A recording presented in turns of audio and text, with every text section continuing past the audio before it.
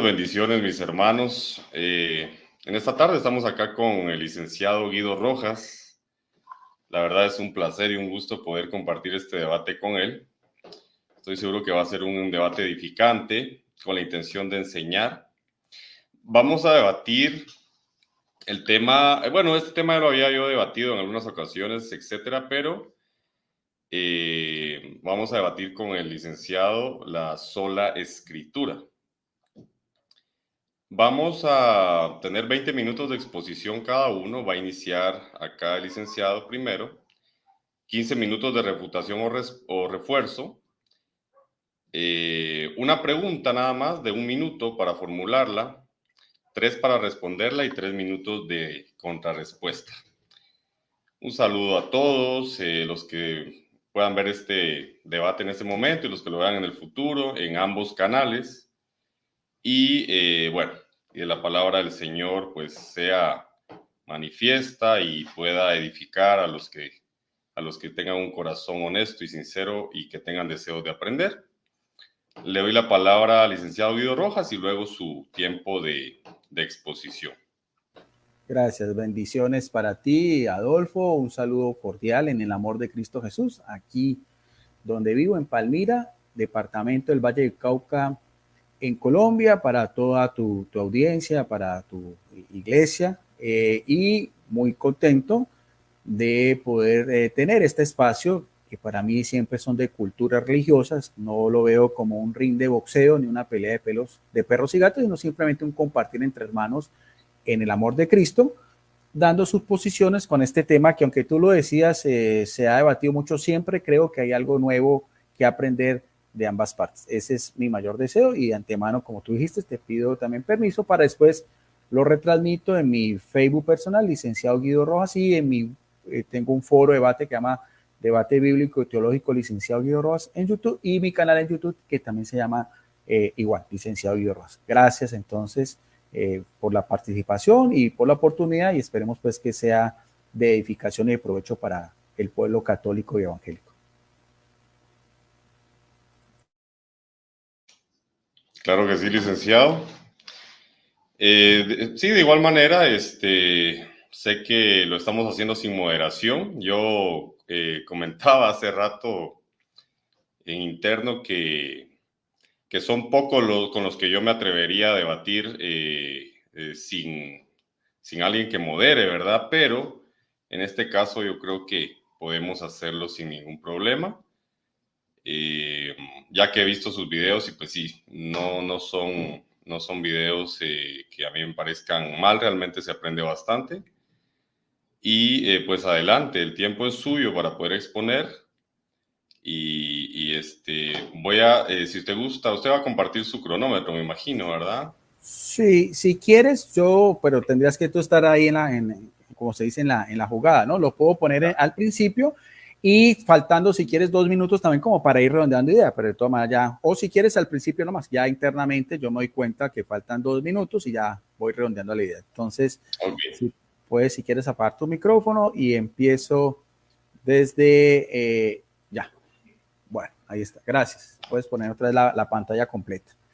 Bueno, entonces vamos entonces a este tema sobre la sola escritura. De antemano, pues es importante reconocer, yo como católico, que nuestros hermanos evangélicos, el amor que se tiene por las Sagradas Escrituras. Creo que a veces en la Iglesia Católica falta un poco esa parte de adentrarnos, de degustar de la palabra de Dios. A veces la Iglesia Católica veo que es a veces un poco ritualista y no nos dedicamos de pronto en la jerarquía eclesiástica, especialmente ellos, yo soy un simple laico, de que el laico, el pueblo de Dios, profundice un poco en las Sagradas Escrituras. Eso no indica que también para la Iglesia Católica es una fuente de revelación, creemos que es la primera fuente de revelación divina dada por Dios, pero que no es la única. Para nosotros, y en mi concepto, en mi estudio personal y en mi formación, creo que la autoridad es eclesial. Y vamos a mirar a ver por qué lo digo y en qué me voy a basar.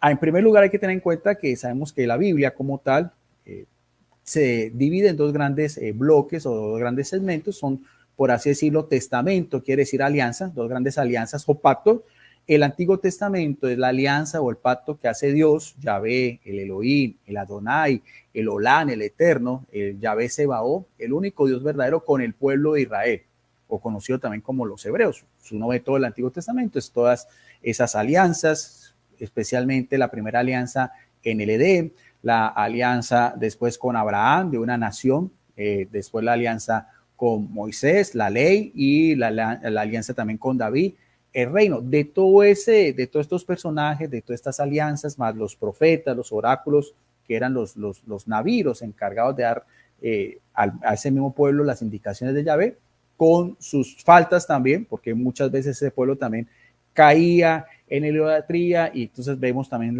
todas las deportaciones y los exilios, pero es esa historia de la salvación que es fascinante, para completarla ya en el Nuevo Testamento. Ahora, para los judíos como tal, y que nos une independientemente de los dos cánones, que eso sería otro tema, es lo que ellos conocen como la Taná. La Taná quiere decir, o es la abreviatura de los tres grandes bloques con que ellos dividen también lo que es lo que nosotros conocemos como los libros veterotestamentarios, o sea, del Antiguo Testamento, que serían los 5 iniciales que se conocen como el Pentateuco o la Torá, que por así decirlo en el consenso judío son los que tienen una revelación especial.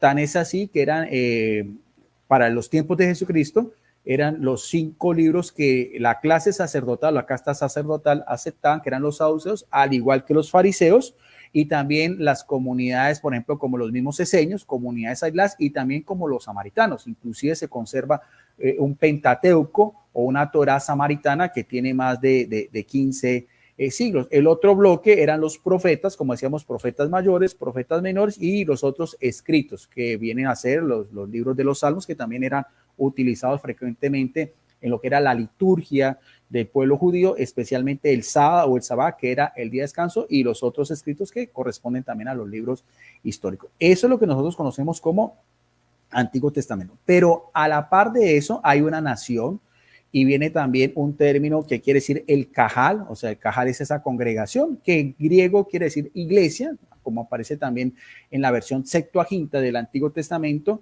de ese mismo pueblo. O sea, lo que yo puedo percibir es que esas escrituras son parte de la revelación de Dios, son parte también de los escritos de estos hombres de Dios, más o menos unos 40 escritores sagrados, pero lo que uno puede observar es en sí son alianzas físicas, o sea, en sí lo que prima ante todo es la relación directa de Dios con su pueblo, que queda consignada mucho tiempo después, como decíamos, en estos escritos. Ahora, veamos a ver, por ejemplo, lo que nos dice, por ejemplo, el apóstol Pablo en la carta a los romanos. Sabemos que ya en el Nuevo Testamento el apóstol de los gentiles o el apóstol de las naciones, en Romanos capítulo 2, versículo 17, una de sus cartas magnas fechadas entre los años 50 y 60, dice algo muy particular sobre lo que estamos hablando, la relación del pueblo judío con sus escritos sagrados.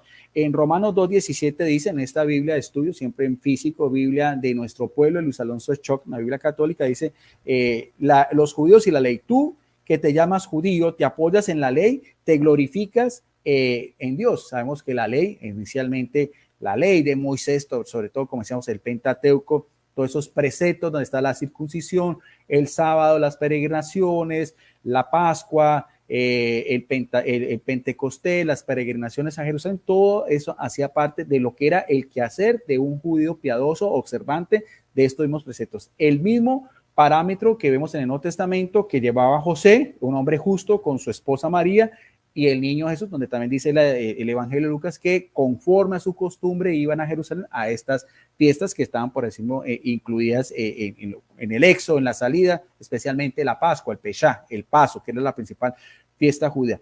En la carta también de los Romanos, en el capítulo 3, esta es versículo 1 y 2, también el apóstol Pablo nos dice lo siguiente: entonces, ¿qué ventaja lleva el judío? ¿O para qué sirve la circuncisión? Que era, por así decirlo, el pacto que hizo inicialmente Dios con Abraham. Dice el versículo 2, muy grande y en todos los aspectos, primero, que han encomendado los oráculos de Dios. O sea, los oráculos eran las enseñanzas de Dios. O sea, por eso creemos que todo esto viene del Antiguo Testamento. Agustín de Hipona, uno de los grandes doctores de la iglesia, una de las mentes más brillantes en el siglo IV y V, obispo Hipona, decía que en el Antiguo Testamento se esconde el Nuevo y en el Nuevo se hace realidad el Antiguo.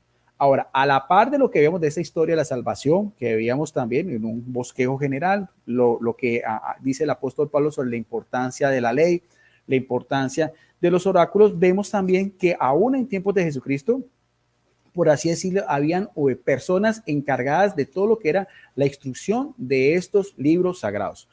En boca del propio Jesucristo aparece en el Evangelio de Mateo, que es primero de los evangelios canónicos, que fue escrito a las comunidades judio-cristianas. Muy interesante ese libro de Mateo porque tiene mucha relación directa con todo lo del judaísmo. Capítulo 23 de Mateo, versículo 1 y 2, fechados hacia los años 70, 80, porque también primero fue una tradición oral, tanto de los judíos como de los cristianos, y después se pusieron por escrito. Eso da a entender que antes de la escritura hay unas alianzas, hay unos personajes, hay unos líderes, hay unas ordenanzas, hay una historia que nosotros conocemos comúnmente como la historia de la salvación. Dice Jesucristo en el libro de Mateo, entonces Jesús dirigiéndose a la multitud y a sus discípulos dijo, en la cátedra, otra vez, de Moisés, porque es uno de los personajes más importantes de los judíos, el profeta, el caudillo, el legislador, se han sentado los letrados y los fariseos. Aquí está, ¿no? Lo que os digan, ponerlo por obra, pero no lo imitéis, pues dicen y no hacen. O sea, el mismo Jesucristo reconoce que aún él siendo el verbo de Dios, la palabra, Dios encarnado, que él mismo decía, existo antes de Abraham, él mismo reconocía que en el mismo pueblo de Israel habían unos que eran los letrados, los escribas, por así decirlo, los teólogos de la época, y los fariseos, que se encargaban también en las sinagogas, lugares de culto, en el día sábado, en todo lo que eran las diásporas de la dispersión, los lugares donde habían judíos, y ellos son los encargados de enseñar que en la cátedra, el término cátedra quiere decir silla, asiento, o dando a entender lo que era autoridad. En la cátedra de Moisés, ellos son los que llevan la batuta, independientemente de su quehacer, independientemente también de ese mismo rigorismo moral en que vivían, pero Jesucristo reconoce que había una autoridad. O sea, desde el Antiguo Testamento hay una autoridad por encima de las Sagradas Escrituras, no simplemente coger la Torá, la Taná, no, era el mismo Jesucristo reconocía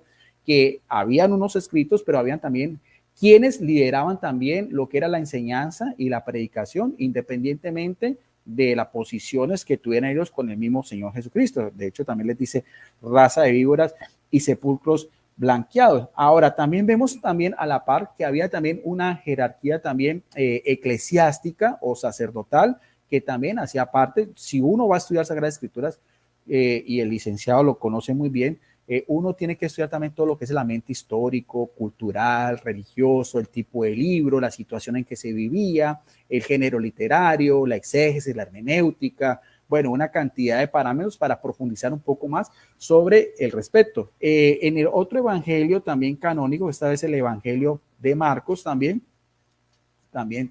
uno de los el evangelio más corto, en el capítulo 14 del evangelio de Marcos, versículo 53 también ya hay un encuentro de Jesucristo, ya no con los fariseos en la sinagoga, sino con los que eran los encargados del templo, la clase sacerdotal que llaman los saduceos. Y da a entender, para que nosotros veamos a ver en el versículo 53, dice, cuando Jesús es arrestado, condujeron a Jesús a casa de ¿quién? Del sumo sacerdote, o sea, el máximo sacerdote, y se reunieron con él todos los sacerdotes, con los senadores y los letrados. Eso era lo que nosotros comúnmente conocemos como lo que era el Sanedrín. El Sanedrín era el gran consejo de ancianos que lideraba un sumo sacerdote. Para esa época era Caifás, también con su suegro Anás, amigos de los romanos, también gente pervertida, gente también más interesada en el lucro del templo, pero ellos eran las autoridades religiosas de aquel entonces y el pueblo judío lo reconocía. Aparte de eso, ellos eran los que decían estas cuestiones importantes, también estaban los senados, el senado también, y también los letrados, los mismos escribas y personajes también de alta autoridad, que eran la casta sacerdotal y la casta dominante de aquel entonces, los más ricos. Entonces, ¿qué podemos mirar a ver? Lo que nosotros podemos ver es que hay un pueblo, hay una nación, hay unas alianzas, hay una ley importante que es la ley mosaica, hay un día de observancia que es el sábado, hay unos lugares de culto que son las sinagogas, hay un templo que era el templo de Jerusalén, hay unas peregrinaciones, hay unas fiestas importantes y hay un gran consejo que, como decíamos acá, son los que llevan la batuta, los mismos que llevaron a Jesús ante Pilato para que lo condenara a muerte. Esos mismos preceptos y esa misma bosquejo nosotros lo vamos a ver también en lo que va a ser el Nuevo Testamento. Bueno, pero haciendo referencia también a lo que es los libros veterotestamentarios también, así como en el Nuevo Testamento hubo un proceso también de saber discernir cuáles libros sí, cuáles libros están inspirados o no, así también pasó con estas mismas autoridades eclesiásticas o estas mismas autoridades religiosas en el Antiguo Testamento, lo que ellos conocían, vuelvo a repetir, como la Taná. Habían 4 libros que para estas autoridades eran discutidos, que eran el libro de los Proverbios, el libro del Eclesiastés, el Cantar de los Cantares y Esther. No voy a hablar tanto de los libros deuterocanónicos porque eso hace parte también de la Septuaginta, la versión griega, que sería para otro tema. En todos ellos lo que se refiere al contenido de los libros aparecían para algunos muy profanos y en el caso también de estos mismos sabios decían, el libro del Eclesiastés muy criticado y casi blasfemo.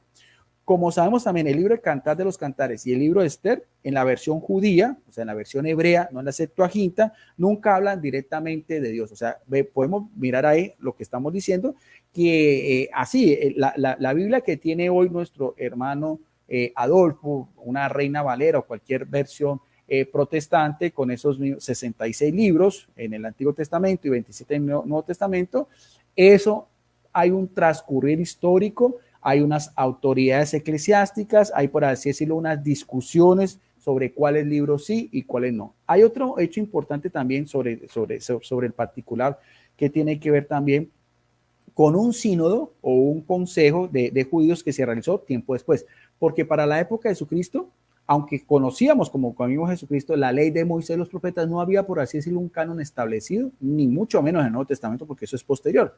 Da a entender, vuelvo a repetir, que es una autoridad de hombres como decíamos en el Antiguo Testamento, lo que eran los fariseos, que eran los letrados y demás.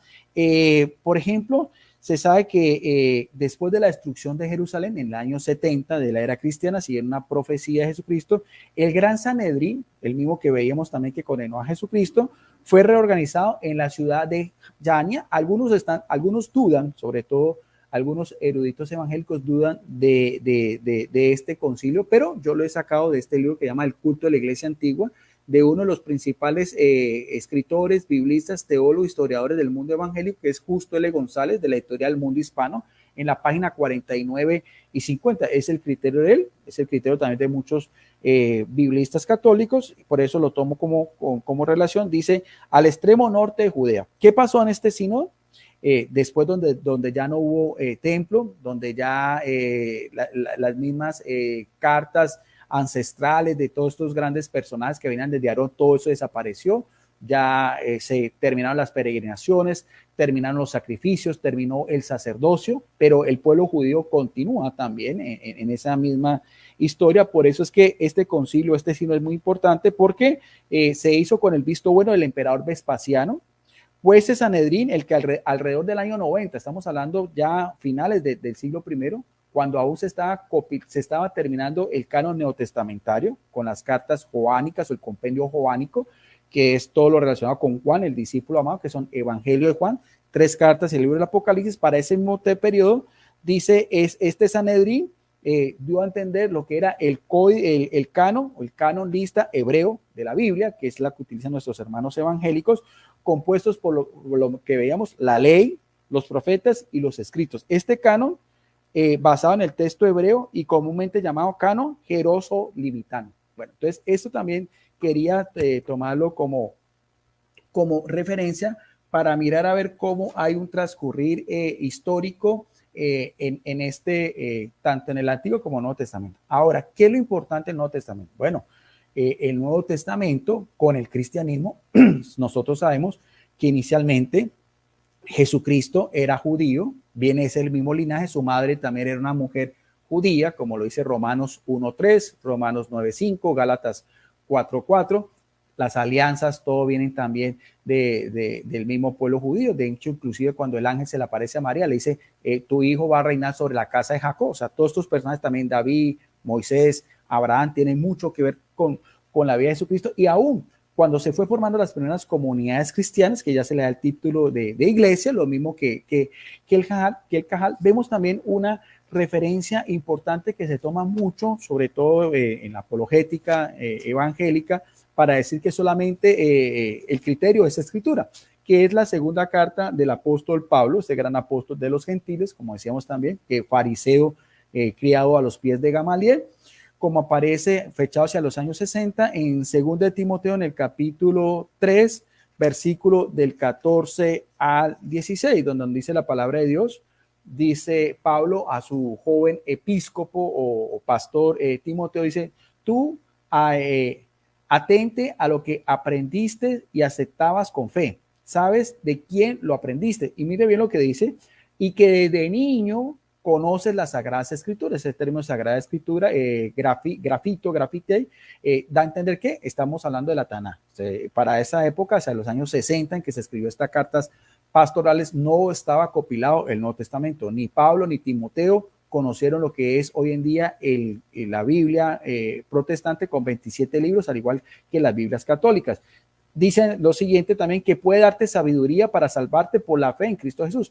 Ahora, da algunos requisitos que siempre yo veo que se utilizan mucho en la apologética evangélica. Dice, toda escritura, el término todo espanta, escritura refiriéndose especialmente al Antiguo Testamento, porque está haciendo la referencia que desde niño conoces, o sea, cuando Timoteo era un niño, no habían evangelios, no había hechos de los apóstoles, ni siquiera el mismo Pablo había escrito absolutamente nada. Por lo tanto, es una referencia histórica al Antiguo Testamento y da algunas características que nosotros también aceptamos, porque la palabra de Dios, especialmente en este contexto histórico, es el Antiguo Testamento, sirven para enseñar, para arguir, para encaminar, instruir en justicia, y da a entender que es inspirado, o sea, tiene la inspiración o el aliento de Dios, que es lo mismo que nosotros vemos del Nuevo Testamento. Bueno, ahí ya me van faltando 2 minutos, pero vuelvo a repetir que lo que nosotros queremos dar a entender, o lo que yo quiero dar a entender con este término, es de que tanto en el Antiguo como el Nuevo Testamento habían personas que eran los dedicados, los dirigentes,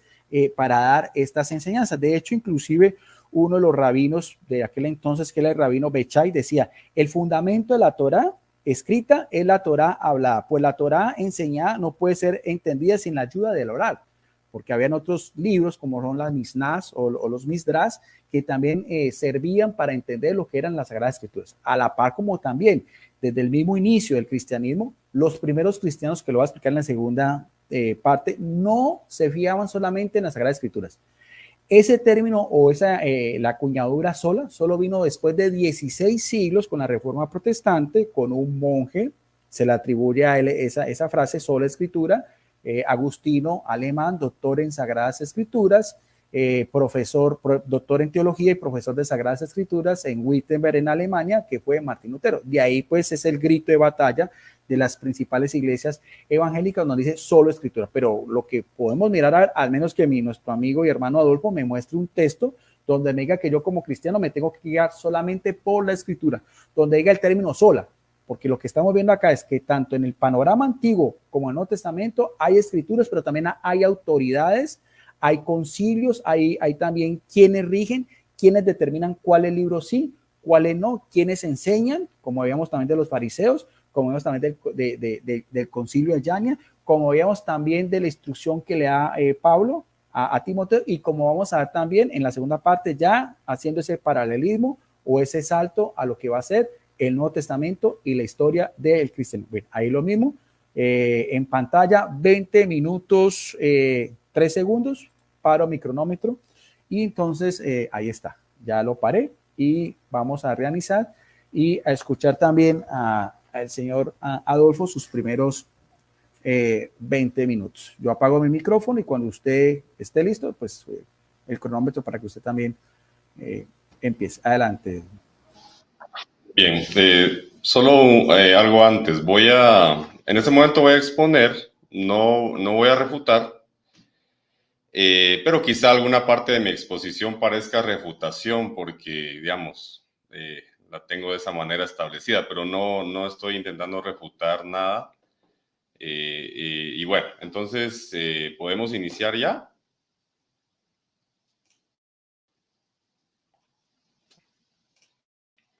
Bien. Bueno, la cuestión acá es precisamente observar si nos conviene o si nos es mandado prestar atención solamente a la palabra de Dios, es decir, la palabra escrita de Dios. Porque hay una gran diferencia entre palabra escrita de Dios y lo que alguien cree que vio, que soñó, que se le reveló, o incluso que está interpretando acerca de la palabra de Dios. Una cosa es la interpretación que se haga de la palabra y otra cosa es lo que la palabra de Dios realmente dice. Yo siempre aconsejo el no interpretar, ¿sí? El no interpretar la palabra del Señor, sino a transmitir la palabra del Señor, dar a conocer lo que la palabra del Señor dice. Ahora bien, la cuestión acá es que la palabra del Señor prácticamente se contrapone a la tradición o la tradición se contrapone a la palabra del Señor. Y ahí precisamente es donde tenemos que nosotros tomar decisiones para no seguir solamente tradiciones, aunque estas tradiciones, la palabra del Señor dice la palabra del Señor. Porque yo puedo interpretar que la palabra del Señor dice esto o lo otro, y esto enseñarlo como parte de una tradición, lo cual es bastante incorrecto. Ahora bien, los libros de la Biblia son escritos sin duda alguna de manera progresiva. O sea, no fueron escritos como sabemos, no fueron escritos en un año, ni en 2 años, ni de manera, incluso ni siquiera de manera consecutiva en el tema, en el tiempo, ¿verdad? Temporal. Solamente un pequeño ejemplo. Es decir, Génesis fue escrito antes de muchos libros, ¿verdad? Lo tenemos como primero, nos ha llegado como el primer libro. No quiero entrar en detalles si fue el primero escrito o no, pero por ejemplo para nosotros es el primer libro, y cuando todavía no estaba escrito el segundo o el tercer libro que conocemos como Éxodo, Números, etcétera, esto no significa que Génesis no fuera palabra de Dios. O sea, aunque nuestra Biblia no estuviera terminada en cierto momento del tiempo, en el primer siglo, esto no significa que lo que sí estaba escrito no fuera palabra de Dios. Era palabra de Dios, aunque todo lo demás no estuviera escrito todavía. Y bueno, como es muy normal, se pone de ejemplo 2 Timoteo 3:16 para decir que en este capítulo y versículo se está hablando del Antiguo Testamento.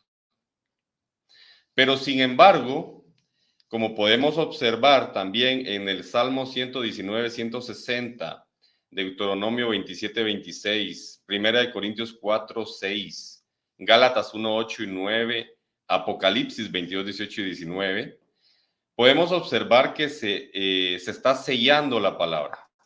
Es decir, hay un sello. Esto quiere decir que prácticamente lo que tenemos acá es un sello como mandamiento. No es una sugerencia. De hecho, se expresan maldiciones por agregar o quitar de la palabra del Señor. Ahora, esta palabra a la que me refiero no es una palabra oral, porque la palabra oral está muchas veces basada en la interpretación. La palabra a la que me refiero, a la que no se le puede agregar ni quitar, es a la palabra escrita. Claro, por supuesto. Tenemos dos compendios principales.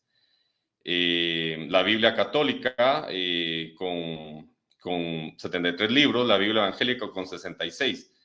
En este momento no voy a entrar en materia quién fue el que quitó o agregó, pero lo que quiero enfatizar es precisamente que hay serios problemas, maldiciones y consecuencias para el que se atreva a agregar o quitar de la palabra escrita.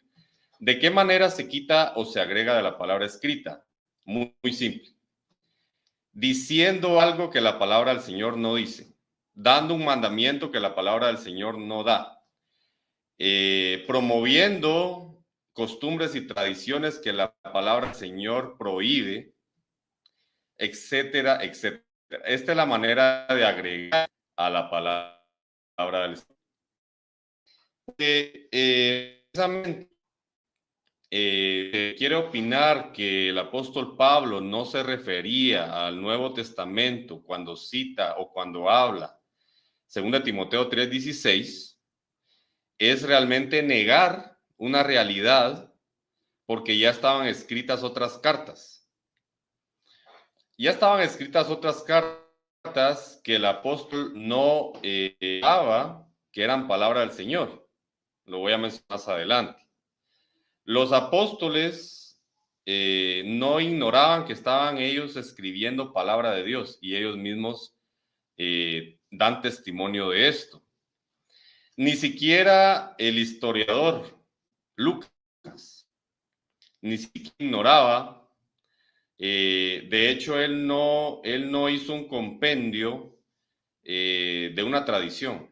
Él lo que hizo fue una tesis, una investigación. Y por supuesto, como toda tesis, pues no se puede tomar parte, simplemente se tiene que decir lo que se cree o lo que determina. Todas las personas que hemos hecho en la vida pues, conocemos más de lleno este tema. Ahora bien, hay que hacer una muy clara distinción entre la forma oral de la proclamación del Evangelio y de la palabra de Dios y de esa misma proclamación y de ese mismo evangelio escrito. Es decir, ambos son palabra de Dios, si en realidad la tradición oral es idéntica a lo que se escribió. En este caso no es la tradición oral la base, sino la escritura, la base de la tradición, porque recordemos que tradición significa costumbre. La tradición no es más que eso, es algo a lo que estamos acostumbrados y esa costumbre se transmite incluso de generación en generación, como lo podemos ver en muchísimas culturas. Entonces, cuando la tradición no se opone o no es contraria a la palabra de Dios escrita, también puede ser tomada como palabra de Dios. No hay ningún problema en eso. Pero si esa tradición no se basa en un 100% en lo que está escrito, y si esa tradición simplemente es una interpretación de alguien, aun cuando tenga mucha autoridad, como se supone, no podemos esperar que esa tradición esté conforme a la voluntad de Dios. Eso en primer lugar. Ahora, me parece muy interesante, y lo voy a mencionar, que por ejemplo en Mateo 4:6, el mismo Jesús dice, escrito está. También lo repite en Mateo 4:7, porque realmente el Señor citaba la palabra del Señor, la misma palabra, su misma palabra, siendo Él la palabra, como se sabe. Él la citaba y decía, escrito está. Ahora, ¿qué autoridad tiene Jesucristo? Bueno, estoy nada más haciendo una retórica, porque ciertamente tiene una autoridad, ciertamente como hijo de Dios, como Dios mismo, porque no somos testigos de Jehová ni cosa parecida para creer lo contrario. Aún así, el Señor Jesucristo se sometía a lo que estaba escrito. No voy a entrar en detalles cuál era la voluntad del Señor como hombre o como Dios, etcétera, pero sí es evidente que el Señor Jesucristo se sometía a la autoridad de la Biblia. Por consiguiente, quiero mencionar también el Salmo 119, 160 para ir de nuevo a Antiguo Testamento y de Antiguo Testamento a Nuevo Testamento, donde dice, la suma de tu palabra es verdad y eterno todo juicio de tu justicia.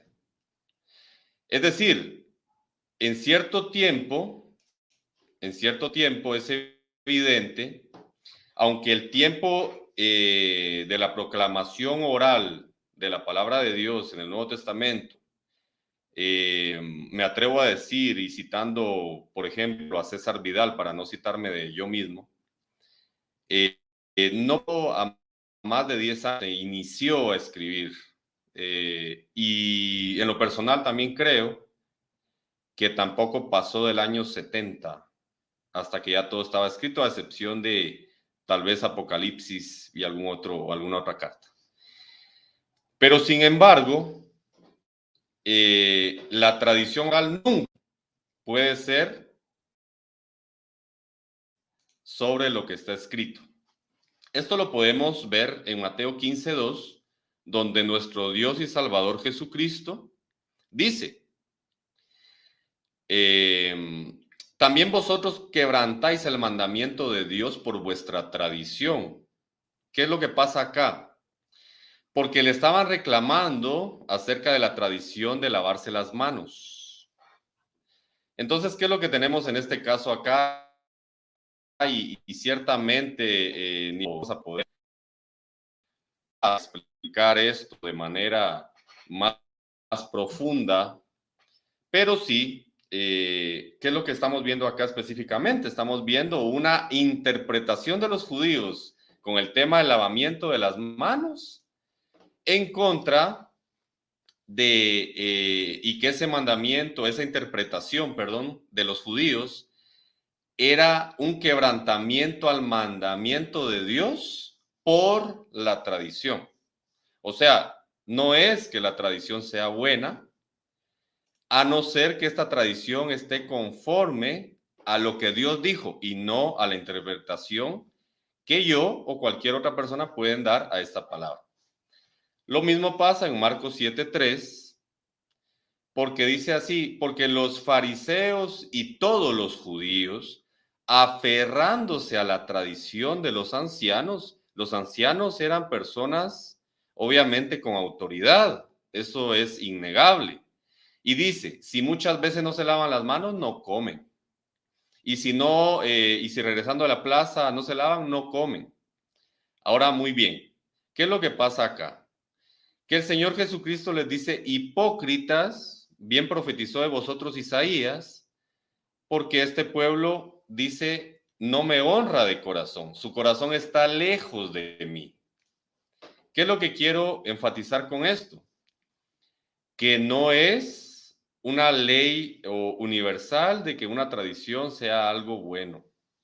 Si en caso la tradición se contrapone a lo que la palabra dice, la tradición se vuelve nada, aún cuando las autoridades supremas de ese tiempo estaban enseñando esa tradición. ¿Sí? Ahora bien, ciertamente tenemos que estar conforme a la palabra de Dios. Hebreos 10, 24 y 25 dice así, no dejando de congregarnos como algunos tienen por tradición, sino que exhortándonos y tanto más cuando veis que el día se acerca. O sea, prácticamente el Señor Jesucristo y todo el Nuevo Testamento es palabra de Jesucristo, literalmente, como lo podemos observar muy claramente. El Señor nos ha hablado en otros tiempos por los profetas y ahora nos habla por el Hijo. Lo estoy parafraseando. Todos no sabemos este texto. Todo el Nuevo Testamento es palabra de Jesucristo. Todo es lo que el Señor nos ha hablado por medio del Hijo. Y se hace evidente que el Señor Jesucristo habla de la tradición como algo que no es bueno, que no le parece y que no es algo que tengamos que practicar. Entonces, en este sentido, tenemos que considerar otra vez, por ejemplo, 2 Timoteo 3:16, que dice: toda la escritura es inspirada por Dios y útil para enseñar, para redarguir, para corregir, para instruir en justicia. El fin de esto es que el hombre de Dios sea perfecto, enteramente preparado para toda buena obra. Si consideramos que el Antiguo Testamento es palabra de Dios, que creo que vamos a estar de acuerdo, pero que en ese tiempo no estaba escrito todo el Nuevo Testamento, creo que es un grave error no considerar lo que estaba escrito como palabra de Dios. Porque precisamente, y si no me da tiempo, pues voy a otro tiempo. A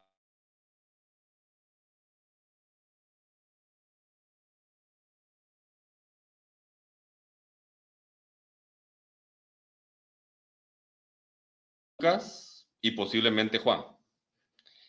Primera y segunda de Tesalonicenses. También estaba escrita la carta a los Corintios, Gálatas, Romanos, Efesios, Filipenses, Colosenses, Filemón, Hebreos. Y por último, primera de Timoteo. ¿Por qué estoy hablando de segunda de Timoteo? Estaban escritas muchísimas cartas. Con lo que, si en realidad la palabra del Señor fue escrita por Dios, inspirada por Dios, y con la sapiencia de Dios y con el Espíritu Santo de Dios, no podemos desestimar todo lo que ya estaba escrito solo por una teoría o una interpretación. Ahora bien, ciertamente estas cartas estaban escritas y esto se puede corroborar, se puede ver, por ejemplo, el papiro, ¿sí? Datado en el siglo, en el año más o menos 40, por la forma de escritura, por la tinta, por el material. Esto ya estaba escrito, juntamente con otros 2 evangelios. Entonces el apóstol Pablo acá, por inspiración del Espíritu Santo, está diciendo que el hombre es perfecto con la palabra de Dios. A no ser que se quiera negar que esto era palabra de Dios y que es palabra de Dios hasta que se está completo el compendio, más o menos, ¿qué será?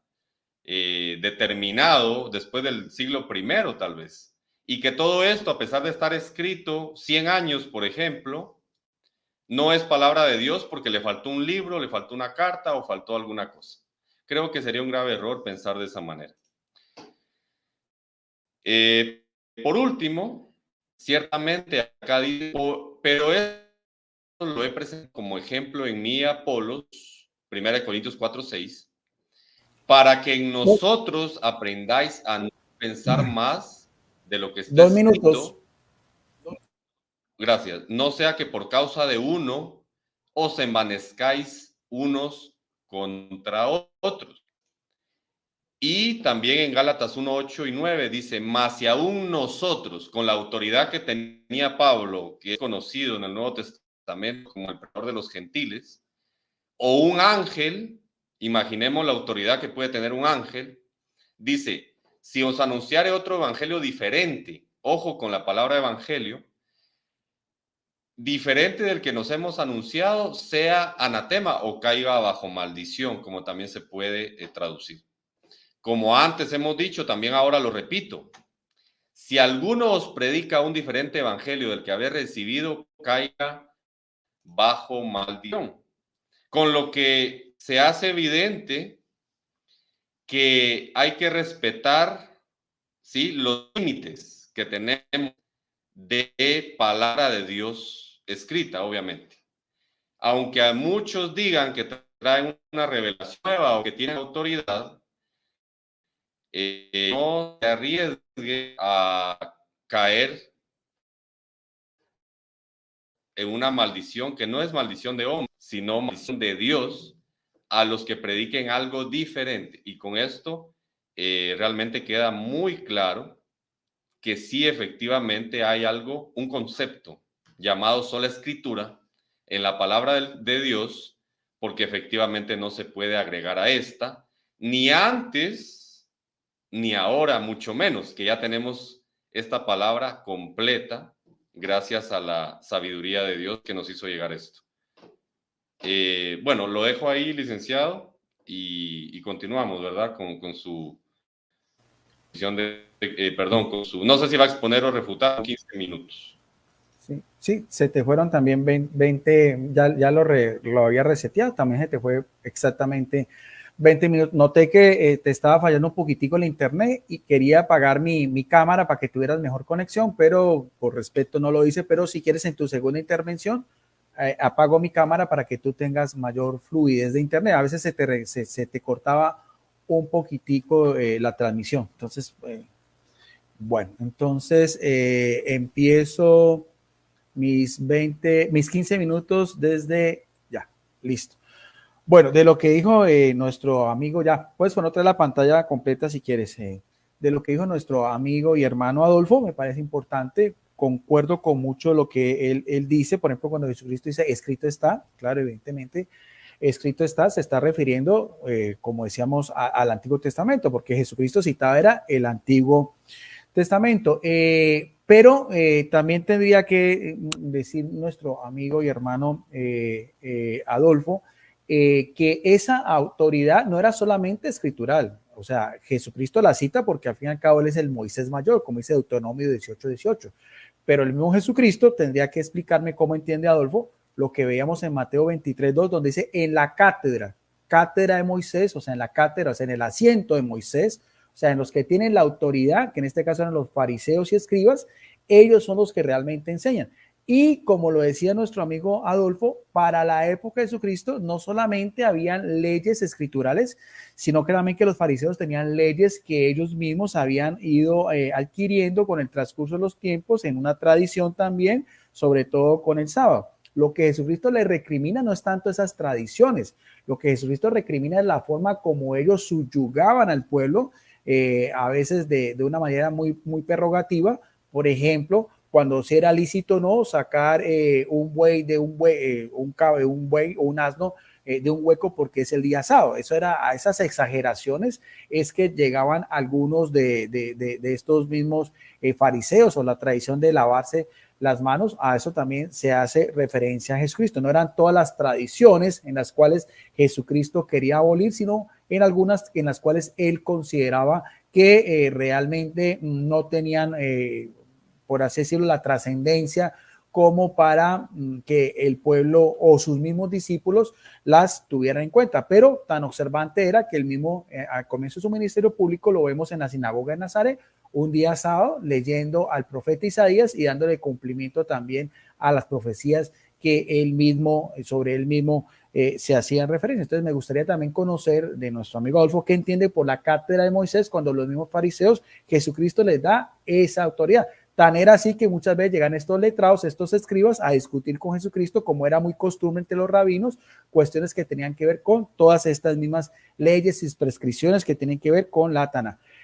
Cuando hace referencia a lo que yo mismo cité, el pasaje de Timoteo, decíamos en 2 de Timoteo, capítulo 3, versículo del bueno, fue lo que habíamos dicho de, sí, según de Timoteo 3 del 4 del 14 al 16, dice nuestro amigo Adolfo que también Pablo se estaba haciendo referencia al Nuevo Testamento. Me tendrá que decir cómo entiende él cuando dijo, desde niño conoces las escrituras. Si vamos a tener en cuenta lo que era un joven en la sociedad judía, era alguien que tenía una edad entre 20 y 30 años. Si estamos hablando hacia los años más o menos 60, estaríamos hablando desde los años 30, en el cual Jesucristo estaba empezando su ministerio público y ni siquiera el apóstol Pablo había recibido el llamamiento. Quisiera que me dijera en qué año él entiende cuándo recibió Pablo el llamamiento, cuando iba camino a Damasco y cuánto transcurrió desde que él escribió la carta de Timoteo. Pasó más o menos más de 1 o 2 décadas, por lo tanto, cuando se habla de niño, se está haciendo referencia a lo que él, como todo judío, conocía que era el Antiguo Testamento.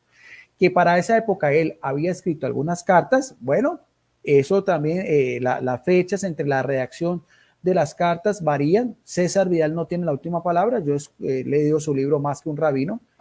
Algunos eruditos católicos dicen que los primeros escritos son o el Evangelio de Marcos hacia los años 50 y la primera carta es Tesalonicenses hacia los años 45, pero Pablo no está haciendo referencia, nunca cita los evangelios, Pablo nunca habló del ministerio público de Jesucristo, el cual están solamente consignados en 4 evangelios, 2 discípulos inmediatos de Jesucristo, como era Mateo y Juan, y 2 discípulos inmediatos, como fue Lucas, que también escribió Hechos de los Apóstoles y que también fue compañero de él. Incluso cuando en el capítulo 28 Lucas habla también del arresto domiciliario de Pablo en Roma, ¿qué pasa después? A esos criterios es que tenemos que recurrir a la tradición de la iglesia, porque también hay una tradición del Antiguo Testamento, como también hay una tradición de la iglesia.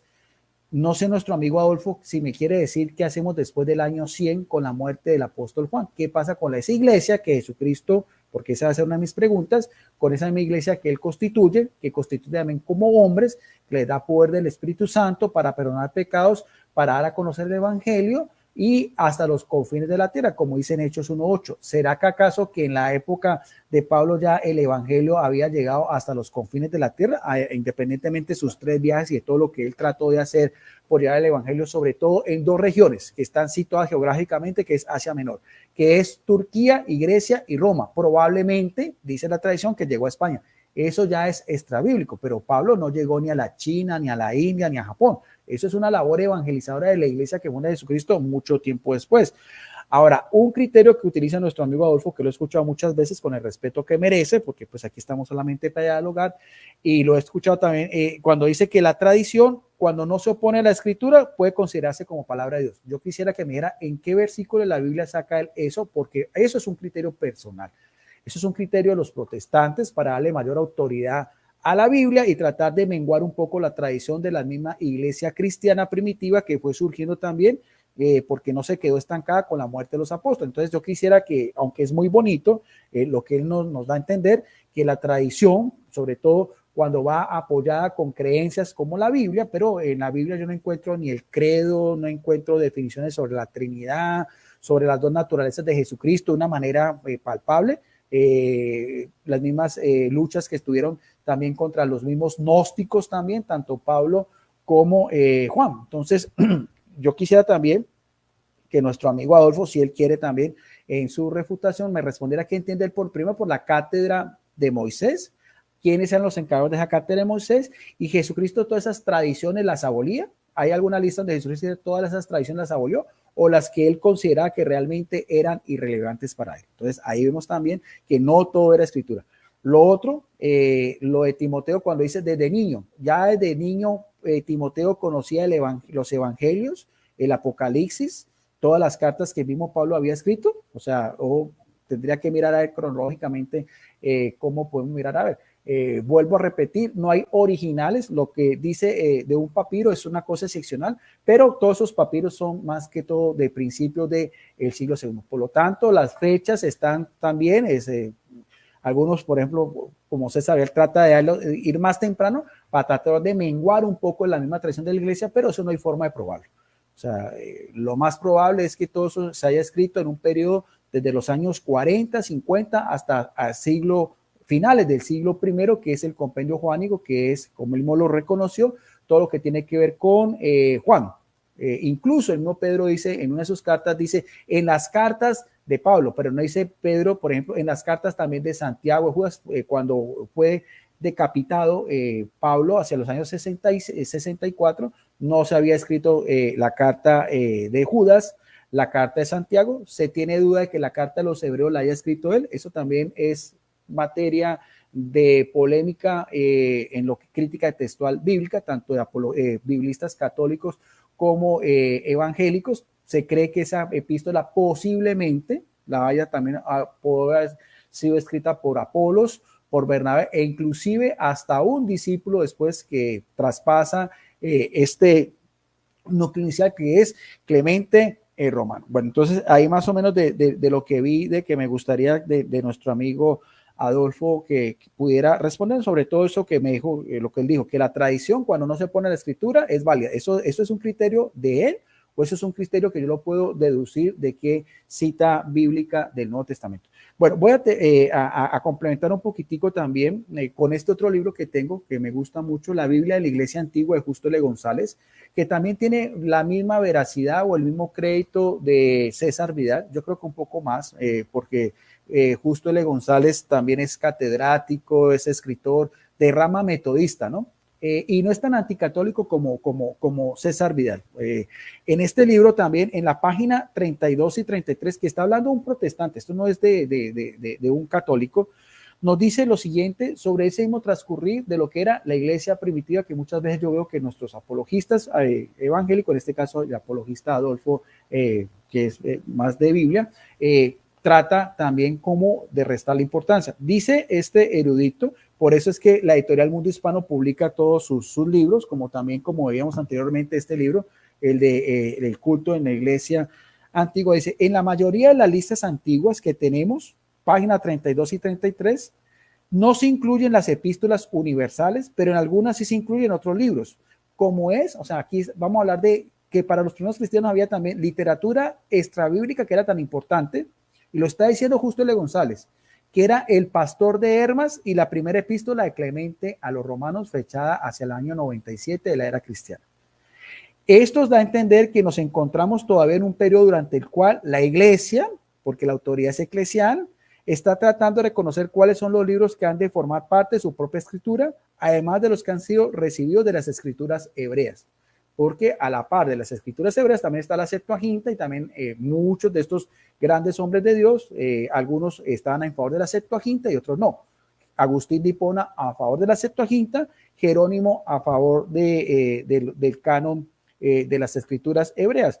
Uno de los testimonios más antiguos que tenemos sobre el proceso de la formación del canon, ya del Nuevo Testamento, es el llamado canon de Muratori o Muratoriano, así llamado en honor al descubridor de un erudito, no protestante, sino un erudito católico, un sacerdote jesuita, Ludovico Antonio Muratori, que lo descubrió en Roma, porque la capital de Roma era muy importante para los primeros cristianos, la misma carta primera magna de Pablo a los romanos, el mismo lugar del martirio, según la tradición del mismo Pablo, hacia el año 67 decapitado, 67, y también el mismo lugar donde fue crucificado Pedro, también boca abajo en la colina vaticana, donde actualmente la sede del Papa Francisco. Eso es extrabíblico y es reconocido por historiadores y eruditos del mundo protestante. No sé si nuestro hermano Adolfo pueda corroborar o él puede decir si el martirio de estos dos apóstoles es relevante o no y en qué parte se dio, porque el lugar del martirio de Dios era interesante y tenía una trascendencia para los primeros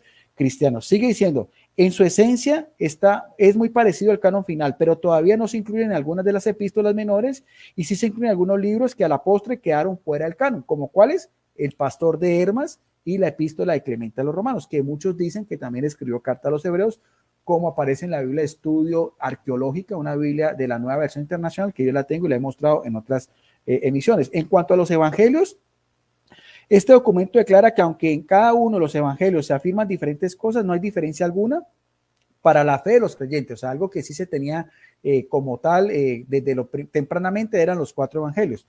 Pues en todos ellos, bajo la dirección de un solo espíritu soberano, se cuentan las mismas cosas respecto al nacimiento del Señor, su pasión, resurrección, sus enseñanzas a los discípulos y su doble venida.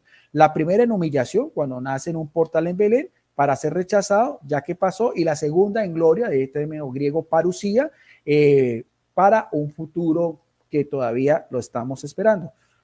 Sigue diciendo Justo L. González, a pesar del consenso general en cuanto a los principales libros del Nuevo Testamento, la primera lista que se conserva, que concuerda en todos sus detalles con el canon presente, con la Biblia que tiene también nuestro amigo Adolfo, si es una Reina Valera, y que no incluye ningún otro libro fuera de este canon, es parte de una carta, ¿de qué fecha? Del año 367 por Atanasio, el venerable obispo de Alejandría, en uno de los patriarcados en los cuales era sede de los primeros cristianos. O sea que estamos hablando ya del siglo IV.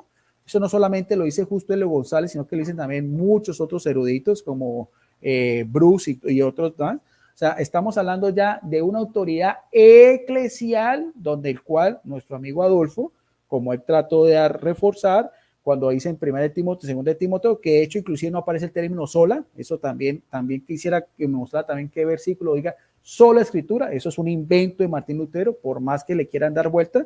Lo que podemos notar acá y en las exposiciones que estoy dando yo, es que la autoridad es eclesial de los mismos jerarcas de la iglesia, especialmente también la importancia que tuvo Pablo, que tuvo Pedro, la sede de Roma, donde también Clemente Romano manda una carta hacia la misma época donde todavía se estaba terminando el canon neotestamentario, y estamos hablando de este insigne hombre de Dios que fue un episcopo de Alejandría después de Constantino, el año 367, donde ya para esa fecha se da por finalizado los mismos 27 libros que aparecen en la Biblia evangélica.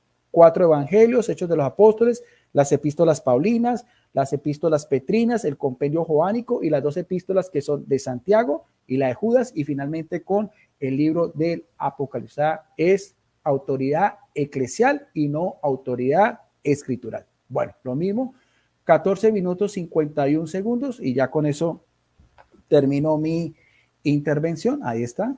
Entonces reanudamos el tiempo y el señor Adolfo va a tener también 15 minutos de refutación y refuerzo. Bueno, hermano, lo mismo, apago mi micrófono. Okay,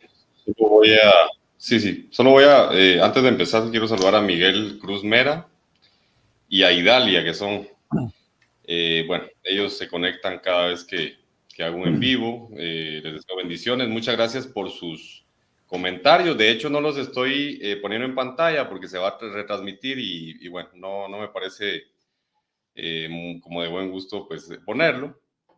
Pero muchas gracias por sus comentarios. Acá los estoy leyendo y son bastante muy interesantes, honestamente. Se ve que ustedes pues tienen un conocimiento también.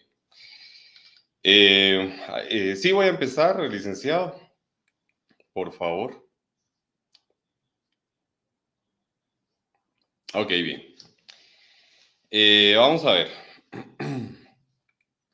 No es lo mismo autoridad que fidelidad. En eso tenemos que estar muy de acuerdo.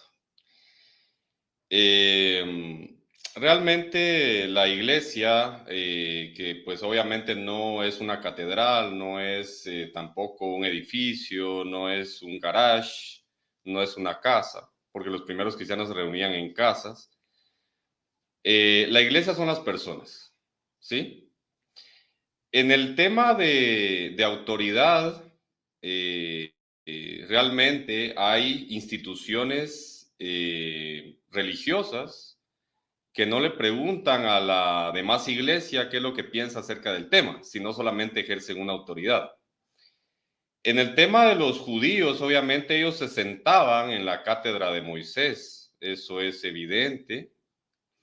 Y solo veamos la manera en que interpretaron, que ni siquiera reconocieron al Salvador, ¿verdad? Entonces, no tiene nada que ver la autoridad con lo que es realmente correcto. Efectivamente, los judíos recibieron la palabra del Señor en el Antiguo Testamento y esta autoridad que ellos recibieron no les sirvió para hacer las cosas correctamente. Esto es bastante evidente. Por lo que sentarse en la cátedra de Moisés es efectivamente lo que el Señor Jesucristo les critica en varias ocasiones. No es en lo que el Señor Jesucristo esté de acuerdo. Lo que sucedía con ellos era que ellos interpretaron la cátedra de Moisés y tenían la autoridad, por supuesto, pero la malinterpretaron, inventaron tradiciones, ¿sí? Que, por ejemplo, Marcos 7:13 dice, invalidando la palabra de Dios con vuestra tradición que habéis transmitido y muchas cosas hacéis semejantes a estas. ¿Y tenían la autoridad de parte de Dios? Por supuesto que sí. La autoridad de parte de Dios, ellos la tenían, pero como se inclinaron más a tradiciones y interpretaciones, pues realmente ellos invalidaban el mandamiento de Dios. ¿Sí? Ahora bien, ciertamente la tradición puede llegar a ser una exageración. Por esa razón es de que yo estoy hablando de las tradiciones que se contraponen con la palabra del Señor, y esta clase de tradiciones no deben de ser respetadas y ni mucho menos tomar en cuenta la autoridad o la supuesta autoridad de quien establece esta clase de tradición.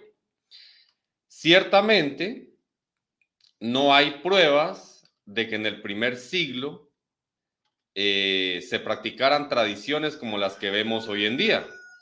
No hay prueba de ello. Y me refiero obviamente a imágenes, procesiones, la hostia y muchas cosas parecidas que tienen que salir a colación porque ciertamente son tradiciones. Ahora bien, no dice sola escritura en ninguna parte de la Biblia. No lo dice. Pero me parece que realmente esta idea de que tiene que decir textualmente sola escritura invalidaría un 99% de tradiciones que mi contraparte justifica o está de acuerdo. Díganme en qué parte de la Biblia dice María fue llevada al cielo en cuerpo y alma. ¿En qué parte de la escritura dice eso? No lo dice. Por lo que optar por señalar que no dice sola escritura, pues es realmente algo que realmente invalidaría mucha o una gran parte de la tradición. Ahora bien, tenemos que tener bastante claro que segunda de Timoteo 3:16, y cuando Pablo le dice a Timoteo, desde la niñez has sabido las sagradas escrituras, esto no invalida el concepto de la sola escritura, porque ciertamente la Biblia no fue escrita por hombres, ni tampoco fue hecha la Biblia por hombres. Esto también es otro tema, pero sí se puede determinar muy claramente así. Entonces, el apóstol Pablo, guiado por el Espíritu Santo, a no ser que se quiera negar la omnisapiencia del Espíritu Santo, el apóstol Pablo lo que está diciendo es, lo que está escrito es palabra de Dios, y tú has sabido las escrituras desde que eras un niño. Pero también el apóstol Pablo reconoce que él está dando mandamientos de parte del Señor, ¿sí? La cuestión es de que realmente la situación acá tiene que ser muy clara. Dice 1 Tesalonicenses 2:13, por lo cual también nosotros sin cesar damos gracias a Dios de que cuando recibiste la palabra de Dios que oíste de nosotros, la recibiste no como palabra de hombre, sino según es verdad la palabra de Dios, la cual actúa en vosotros. Ahora, ¿qué significa esto? Que lo que el apóstol Pablo está diciendo acá es que él cree y él está enseñando que lo que él dijo y lo que él ha escrito es palabra de Dios. Ciertamente él dijo, tal vez antes de escribirlo, pero Dios inspiró a estos hombres a escribir lo que Dios mismo sabía que nosotros íbamos a llamar Biblia. Ahora bien, si cuando Pablo escribe segunda de Timoteo 3:16, si cuando Pablo escribe esto, todavía no estaba escrito lo demás, lo cual es bastante evidente, pero sí habían escritas varias cartas. Si cuando Pablo no escribe esto no es palabra de Dios, a pesar de que está escrito, hoy sí lo tenemos como palabra de Dios, porque ya está todo completo. Si el concepto de sola escritura no se podía aplicar en ese tiempo, hoy sí lo podemos aplicar porque ya tenemos toda la Biblia, la cual los apóstoles escribieron y sí llegaron a los confines de la tierra como está escrito, pero no por ninguna iglesia, no por ninguna iglesia en sí. Es decir, no por una iglesia de obispos, por una iglesia en el sentido católico del obispado, que no es lo mismo que episcopo. No llegaron a los confines de la tierra por esto. ellos llegaron a los confines de la tierra porque ellos escribieron y esas cartas fueron tomadas con autoridad por parte de la iglesia primitiva. Reconocían que esas cartas eran autoridad. Ahora, tuvieron sus dudas, tuvieron sus equivocaciones en algún momento en reconocer unas cosas y otras sí. La iglesia de Cristo no. Las personas que realmente quisieron interpretar, sí. Los que quisieron interpretar que un libro, carta, X, fuera del canon que tenemos, era palabra de Dios, bueno, esas ya son interpretaciones de ellos. Esas ya son totalmente interpretaciones de ellos. La tradición versus la Biblia. La tradición versus la Biblia está muy clara cuando Jesucristo les dice, vuestras tradiciones han invalidado el mandamiento. Ahora bien, Apocalipsis 22, 18 y 19 dice que muy claramente las plagas descritas en este libro serán dadas al que añada a este libro, y si alguno quitare las palabras de este libro, de esta profecía, Dios quitará su parte del libro de la vida. Efectivamente, acá está hablando de toda la Biblia y no solamente de una parte de la Biblia. Sin embargo, tenemos Gálatas 1, 8 y 9, donde tenemos maldiciones por agregar. Primera de Corintios 4, 5 y 6, donde también se expone muy claramente que no se debe agregar ni quitar a la palabra del Señor.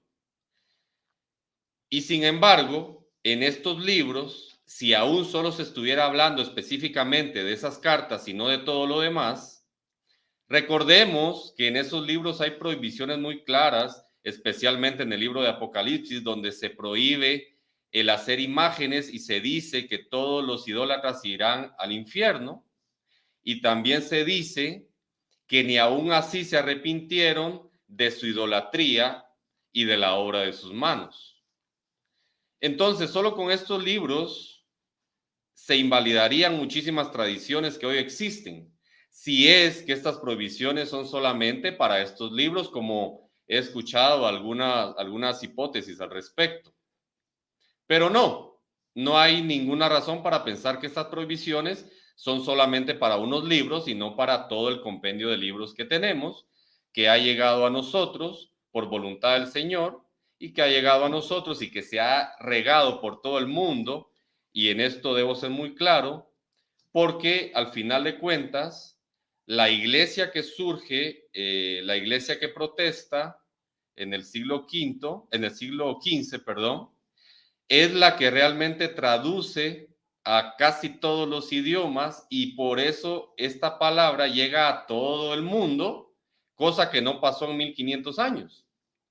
En 1500 años no se conoció la palabra de Dios en todo el mundo porque la autoridad lo prohibía, porque nunca quiso traducir teniendo el poder para hacerlo. Entonces, ¿a qué voy con esto? Obviamente es otro tema y no me voy a salir del tema.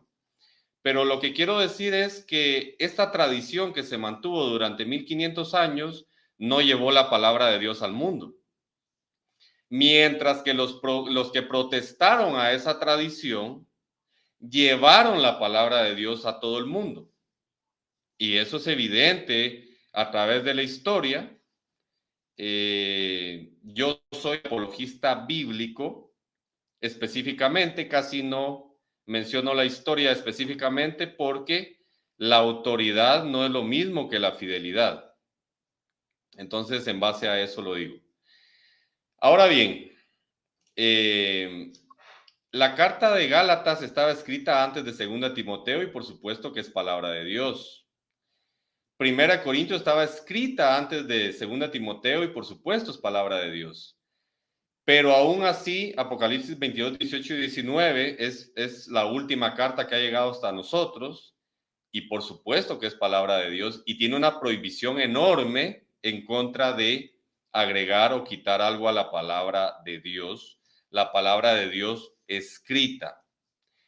La palabra de Dios oral Gracias, licenciado. La palabra de Dios oral que fue transmitida durante, bueno, en eso tendríamos que entrar a otro tema, pero quizá 10 años a 15 años después de la resurrección de Jesucristo, esa palabra de Dios oral fue después escrita y ahí ya no se le puede agregar.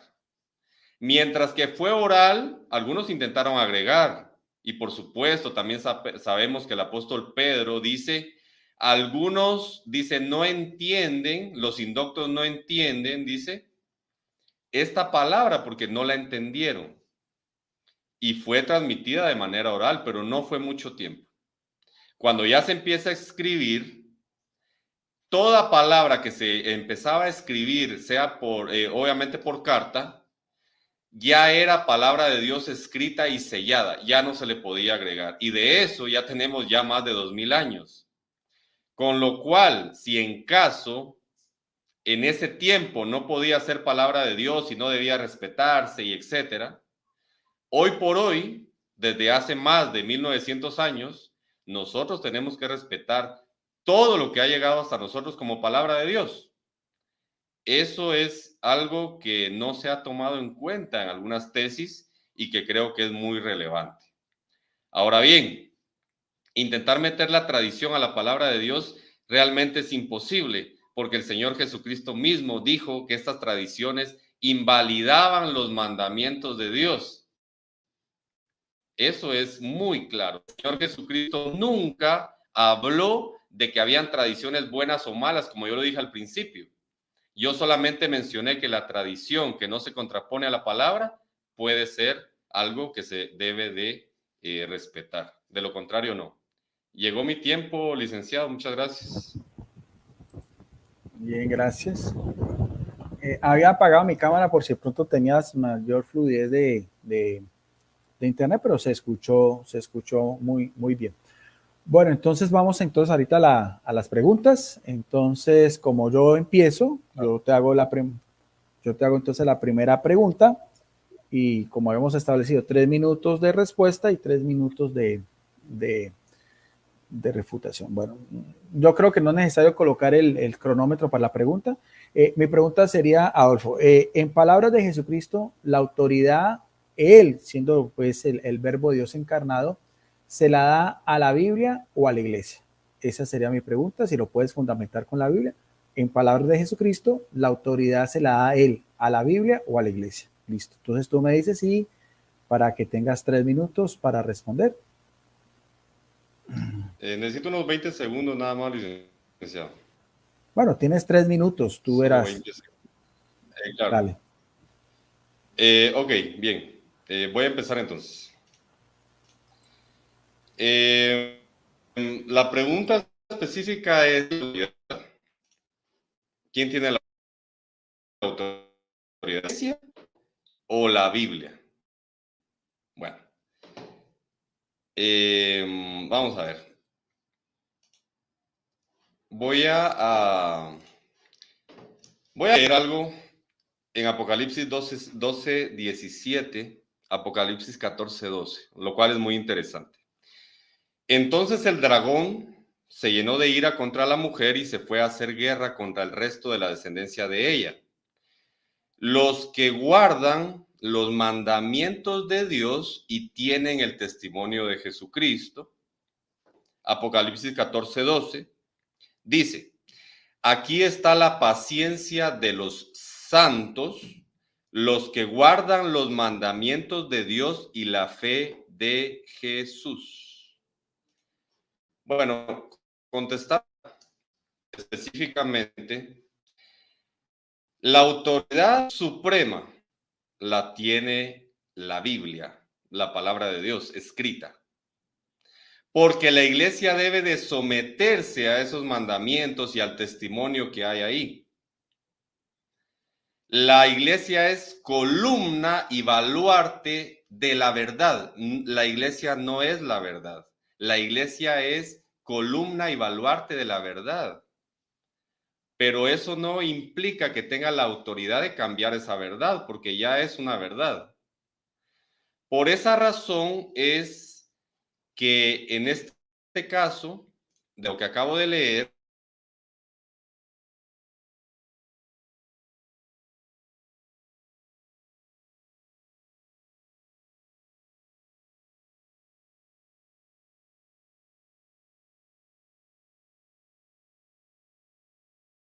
No se te está escuchando, Adolfo. Discúlpame. Tienes el micrófono apagado.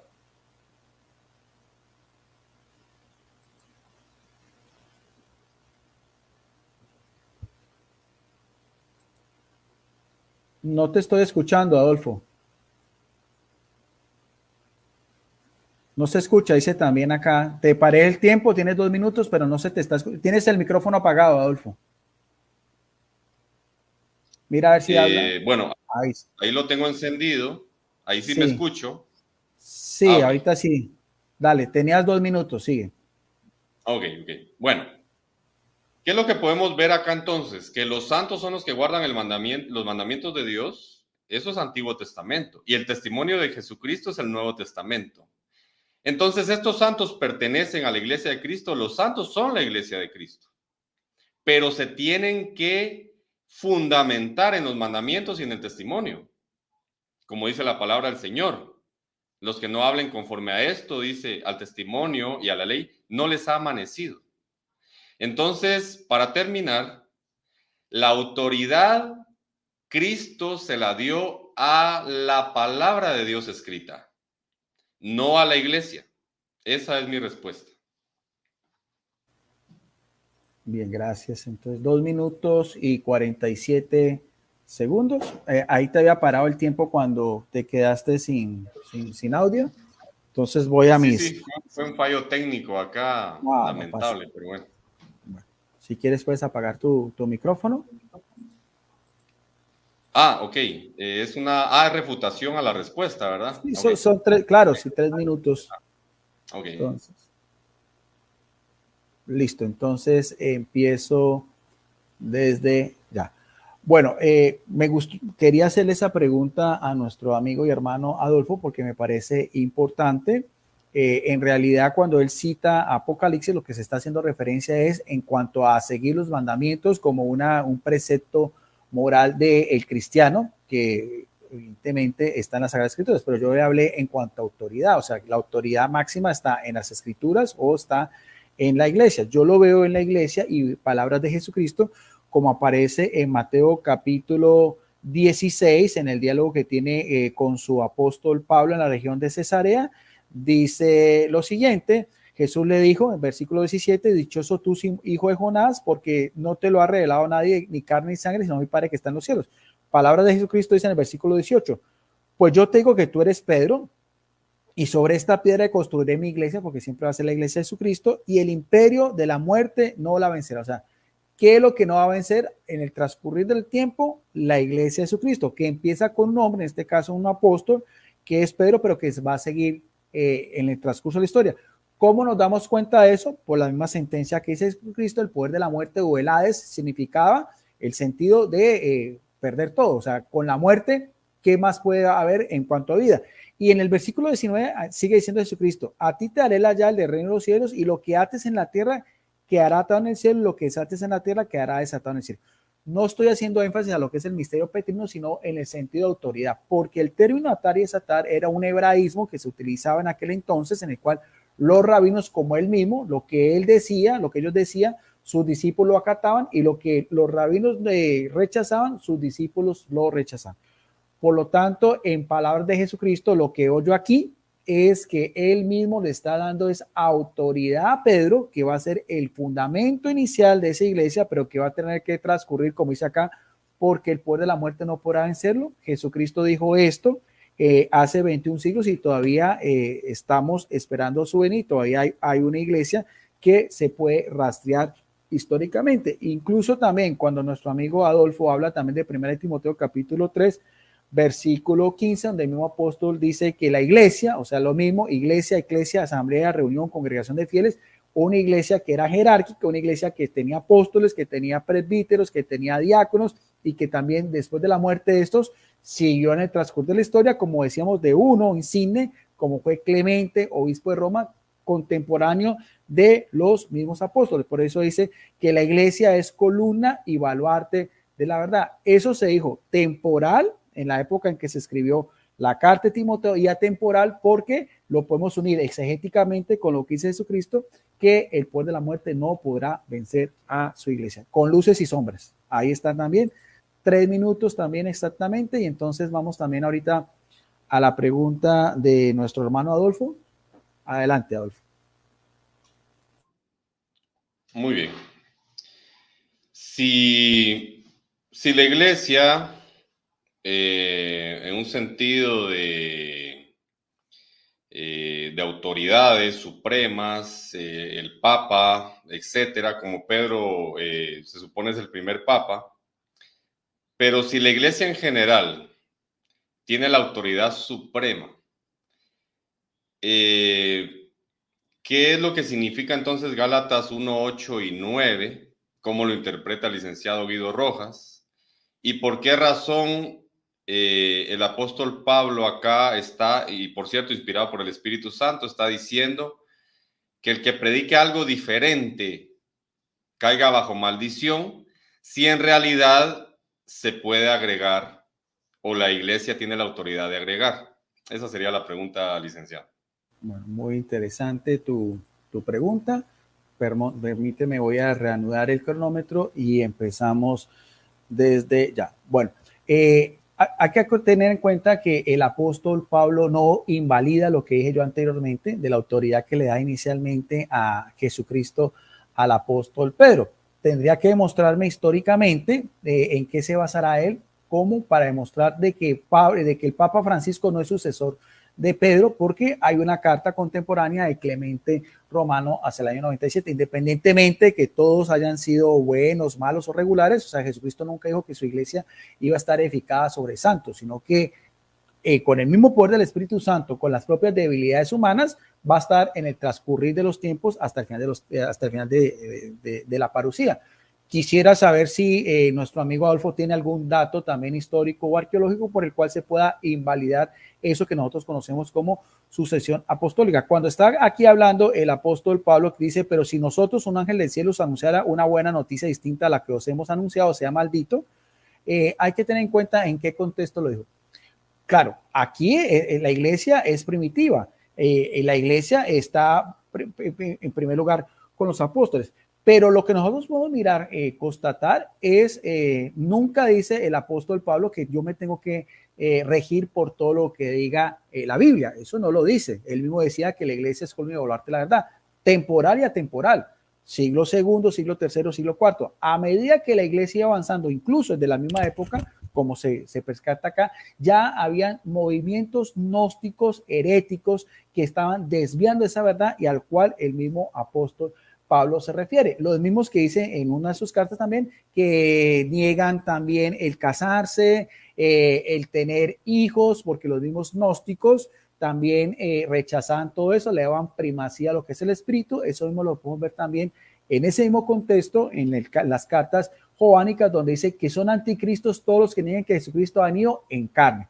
Habían los ebionitas, habían los docetistas, había Cerinto. Todos estos herejes negaban no solamente la autoridad de la iglesia, sino también la humanidad de Jesucristo. Y en este caso, lo que el mismo Pablo también dice en la misma carta, que nació en carne. O sea, en el contexto histórico dice: si un ángel del cielo otro os predica un evangelio diferente, se está haciendo referencia es solamente a la humanidad con la divinidad de Jesucristo, que también fue establecido después de una manera teológica en los primeros credos de fe y en los primeros concilios, como así mismo lo atestigua la historia de la iglesia. Si ya nuestro amigo Adolfo quiere darle un contexto diferente a esta misma pericopa del apóstol Pablo, tendría que invalidar lo que yo estoy diciendo de los gnósticos y tendría que darme una prueba bíblica en el cual estaría hablando de la iglesia católica en el transcurrir de estos 21 siglos. Exactamente también 2 minutos 59 segundos, reanudo el cronómetro y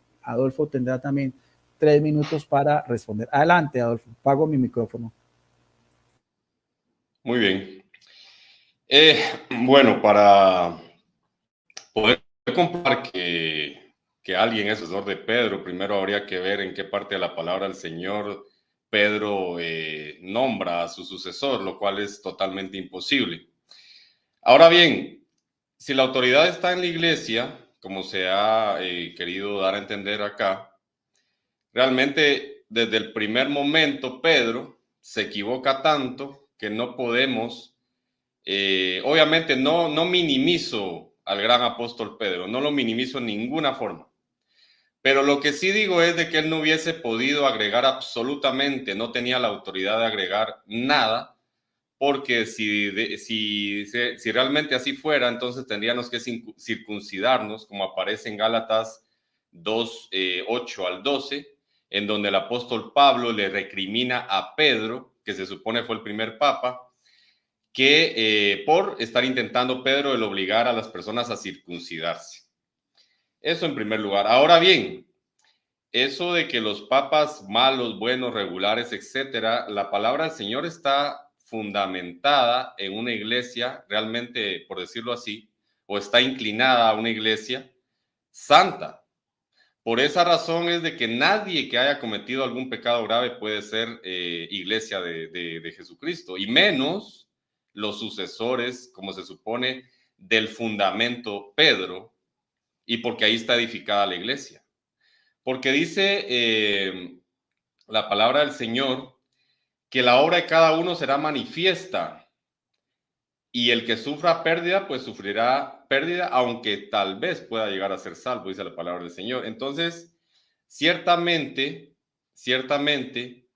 la teoría de que el Señor Jesucristo entregó a Pedro llaves, el papado, y etcétera, etcétera, es algo que no se puede demostrar con respecto a la Iglesia Católica, porque no es lo mismo la Iglesia de Cristo. Yo estoy totalmente de acuerdo que existe una Iglesia de Cristo y que esta Iglesia definitivamente no, las puertas del Hades no prevalecerán sobre ella.